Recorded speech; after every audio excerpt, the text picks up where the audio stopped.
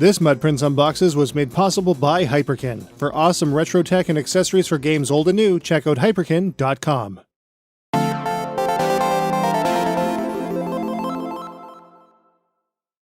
It can be pretty pricey to get the best picture on a modern television from your Super NES or Super Famicom games, but there are some great options available, and we might just have the best one for its price. We're taking a look at the Supa Retron HD from Hyperkin.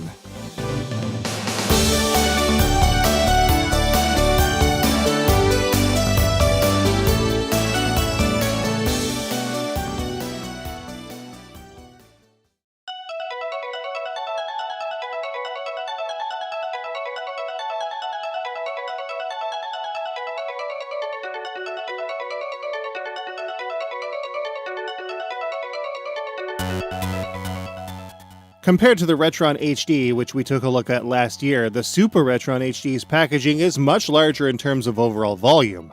It is also quite a bit heavier than the Retron HD's overall weight. It bears many of the same hallmarks as other Hyperkin products, including the HD Nostalgia badge, as well as the trademark shared corner on the top right-hand side of the box. The back of the box describes the Supa Retron HD with all of its included features. It also has some pretty flavorful text.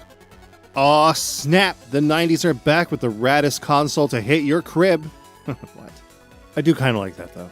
Opening the box, the Supa Retron HD and one of its two controllers is immediately visible. Everything is wrapped in plastic bags, protecting the equipment from scrapes and wear in transit. The Supa Retron itself is a solid system with satisfying weight and build quality. It features a mixture of design cues from the Japanese Super Famicom, the American Super NES, and the NES-based Retron HD. The power switch, reset button, and eject button are very reminiscent of the Super Famicom, while the color scheme is pure Super NES. It all comes together with a staggered mold to the back panel and the sheared corner emblazoned with an LED-lit Hyperkin logo that has become a mainstay on Hyperkin's premium retro game consoles.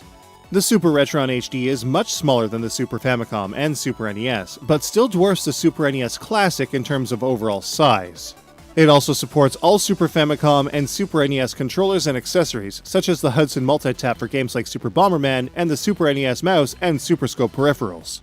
Players with 8-bit-do Bluetooth receivers can even use the 8-bit-do SN30 and SN30 Pro controllers for a modern wireless take on the classic SNES gamepad design. The back panel of the Supa Retron HD is where players will find its micro USB power port, the composite-out jacks for use with composite RCA cables on a CRT TV, and its HDMI port for connecting to a flat-panel HD TV. There's also a switch on the back panel that allows players to change between the original 4:3 and stretched 16:9 aspect ratios, allowing for a true sidebarred image or a full-screen picture.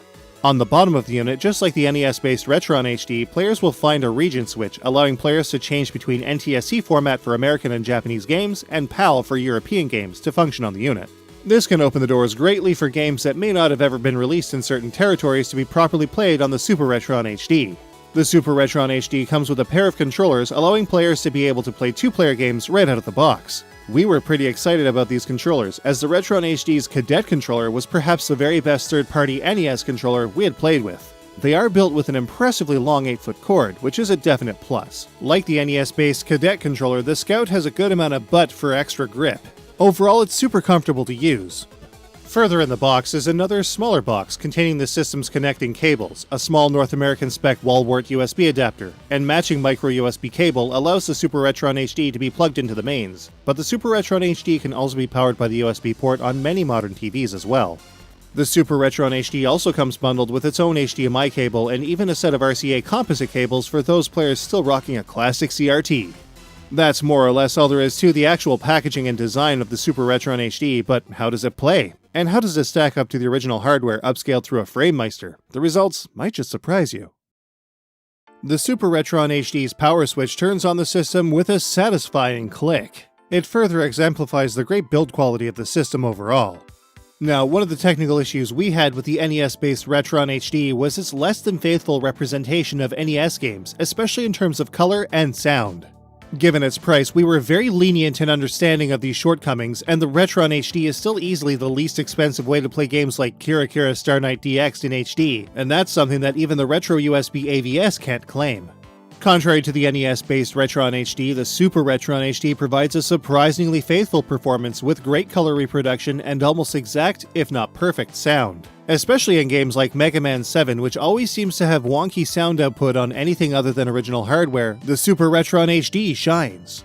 We tested a number of games on both the Supa Retron HD and the original Super Famicom and Super NES through our XRGB mini frame micer over JP21 RGB cables from Retro Access. And believe it or not, we genuinely feel that the proof is in the pudding. Check this out.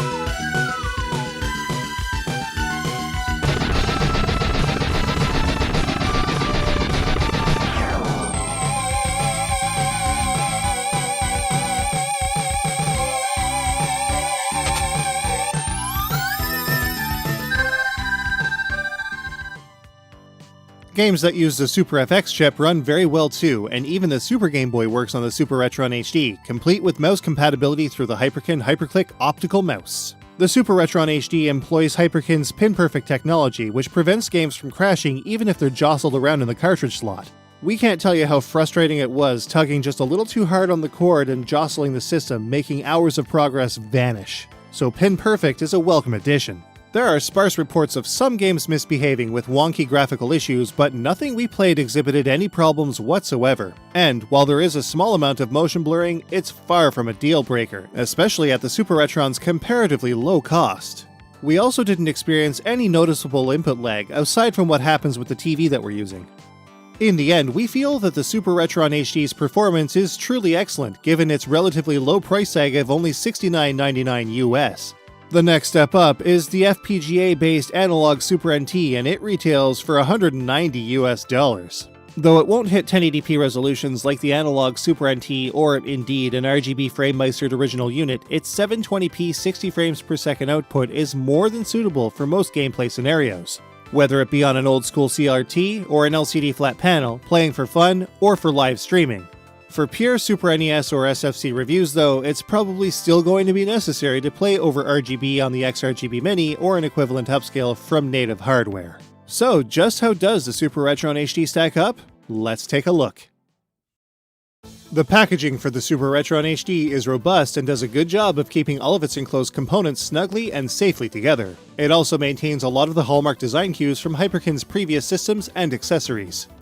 The Supa Retron HD's build quality is exceptional, with great plastics, awesome aesthetics, and a satisfying weight. Pin-perfect technology keeps any inserted games in place with a super solid connection, meaning that dings, tugs, and bumps, while in use, will keep a player's games from crashing. The amount of extras included with the Supa Retron HD is awesome. 2 Scout controllers, a wall adapter, USB cable, and both HDMI and composite cables mean that anyone of any walk of life with any TV can play right out of the box, as long as they have the games to do it, of course. Original controllers can, of course, still be used. Functionally, for all intents and purposes, the Supa Retron HD is excellent with awesome sound and vivid color. Mode 7 and Super FX games work perfectly. It may lack that extra crispy layer of sharpness afforded by 1080p systems like the $190 Analog NT or upscalers like the $400 XRGB FrameMeister, but for only $70, the Supa Retron HD is more than suitable. And while the cost is still kind of moderate, it holds excellent value. In the end, the Supa Retron HD gets a 4.75 out of 5. Buy this one with confidence and relive the glory days of the 16-bit era with all of your favorite SNES titles. Aw, snap!